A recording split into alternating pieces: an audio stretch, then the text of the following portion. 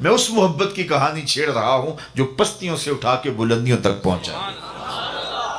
اچھا، محبتیں توڑتی ہیں، ایک کے دو چاہنے والے آپس میں رقیب کہلاتے ہیں۔ یہ میرا محبوب ہے، تم نے کیوں دیکھا، لڑائی کی نوبت آ گئی، قتل و غارت تک نوبت جا پہنچتی ہے۔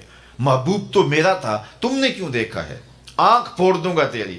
اللہ اکبر! چونکہ حسن اتنا محدود ہے، صرف ایک کی تسکین کرتا ہے، دوسرا آیا نہیں تو لڑائی ہوئی نہیں۔ تو ایک کے دو چاہنے والے آپس میں رقیب کہلائے، لیکن جس محبت کی بات میں کرتا ہوں، اربوں چاہنے والے آپس میں حبیب کہلائے۔ یہ رقابت پیدا نہیں کرتی، یہ محبت پیدا کرتی ہے۔ اقبال بولا، چوں گلے صد برگ مارا بو یکیست، چوں گلے صد برگ مارا بو یکیست، او کے جانے این نظاموں او یکیست، مست چشم ساکی بتہاستیم، در جہاں مثل مو می ناستیم۔